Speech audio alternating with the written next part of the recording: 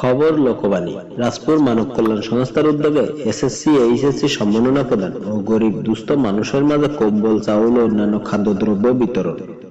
Report করেন মোহাম্মদ নাজির Hossain, staff reporter.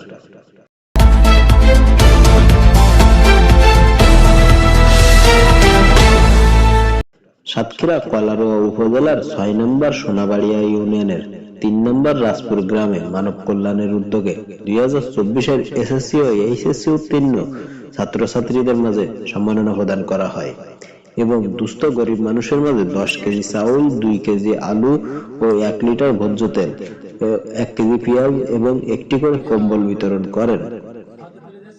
৯ জানুয়ারি বিকাল ৫ ঘটিকায় রাজপুর মানব কল্যাণ সংস্থার নিজস্ব কার্যালয়ে এ বিতরণ অনুষ্ঠান মাস্টার আশরাফ হোসেনের সভাপতিত্বে অনুষ্ঠিত হয়। সম্মাননা এবং চাউল, কম্বল সহ যাবতীয় সামগ্রী প্রদানে আর্থিক সহযোগিতা করেন রাজপুরের কৃতি সন্তান ডাক্তার রাশেদুল হাসান ও নুসরাত জারিন। উক্ত অনুষ্ঠানে প্রধান অতিথি হিসেবে উপস্থিত ছিলেন সোনাবাড়িয়া সম্মিলিত মাধ্যমিক বিদ্যালয়ের সাবেক প্রধান শিক্ষক মোহাম্মদ নজরুল ইসলাম ও বিশেষ অতিথি হিসেবে উপস্থিত ছিলেন ভাদিয়ালী মাধ্যমিক বিদ্যালয়ের প্রধান শিক্ষক আজহারুল ইসলাম। আরও উপস্থিত ছিলেন সোনাবাড়িয়া সম্মিলিত মাধ্যমিক বিদ্যালয়ের প্রধান শিক্ষক আসাদুজ্জামান। এছাড়াও আরও উপস্থিত ছিলেন মাস্টার শহীদুর রহমান মন্টু, আলহাজ নাসির উদ্দিন, রাজপুর মানব কল্যাণ সংস্থার প্রধান উপদেষ্টা আলহাজ আব্দুল লতিফ সর্দার, তাহেরুল ইসলাম, মোহাম্মদ সোহরাব হোসেন সহ প্রমুখ ব্যক্তি। প্রধান অতিথির বক্তব্যে নজরুল ইসলাম বলেন, অল্পদিনে এই মানব কল্যাণ সংস্থা মানুষের সহযোগিতার কাণ্ডারি হিসেবে আখ্যায়িত হয়েছে। এরকম সংগঠন আমাদের এলাকাতে আর না থাকায় এই রাজপুর মানব কল্যাণ সংস্থা মানুষের দুঃখের সাথী হিসেবে প্রাণে জড়িয়ে আছে। বছরে ৫ থেকে ৮টির মতো এরকম অনুষ্ঠান আয়োজন করেন এই সংস্থা। বিত্তবানদের সহযোগিতা করার উদ্যত আহ্বান করেন এবং সহযোগিতা করেছেন ডাক্তার রাশেদুল হাসান ও নুসরাত জাহানকে অসংখ্য ধন্যবাদ ও তাদের জীবন মঙ্গল কামনা করেন। এসএসসি উত্তীর্ণ ১০ জন ও এইচএসসি উত্তীর্ণ ৫ জনের মাঝে সম্মাননা প্রদান করেন। শীতার্ত মানুষের ২০টি কম্বল ও দুস্থ গরিব মানুষের ২০ জন পরিবারের চাউল, ডাল, আলু, তেল, পেঁয়াজ বিতরণ করা হয়।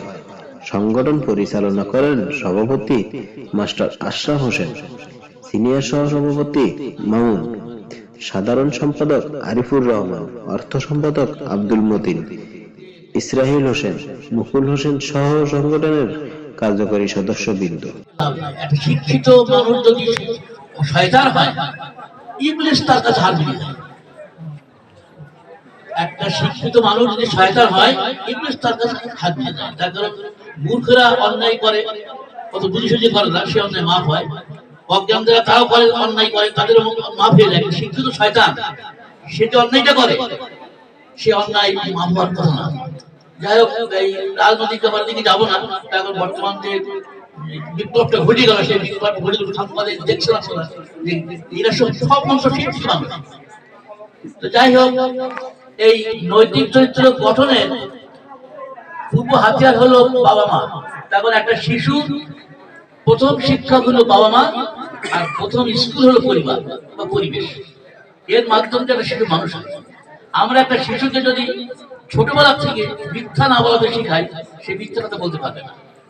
আমরা শিশুকে যদি বলি বড়দেরকে সম্মান করো, সে কখনো বড়দেরকে অসম্মান করবে না। আমরা শিশুকে যদি বলি শিক্ষককে সম্মান করো, সে কখনোই শিক্ষক অসম্মান করবে না।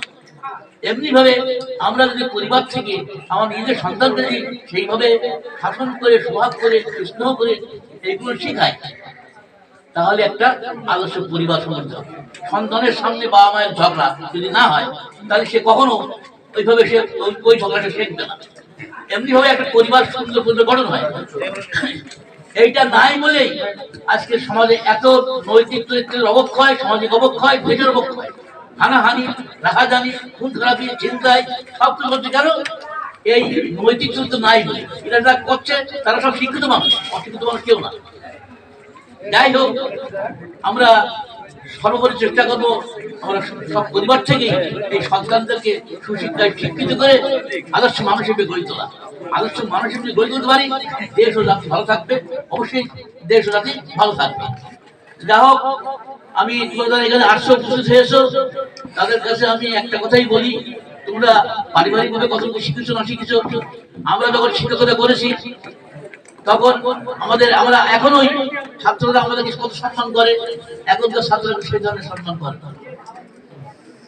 তো তোমরা সর্বসময় মনে রাখবা যে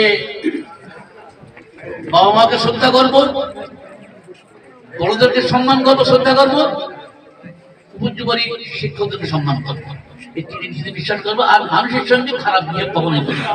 ভালো ব্যবহার যদি করতে পারো, ভালো ব্যবহারের মাধ্যমে পৃথিবী জয় করা যাবে। এই গুরুত্ব দিয়ে তোমরা লেখাপড়া শেখো, লেখাপড়ার পাশাপাশি নৈতিক চর্চা গঠন করো। পরিশেষে আমি আবারও এই মানব কল্যাণ সংস্থার আয়োজকদেরকে ধন্যবাদ জ্ঞাপন করি।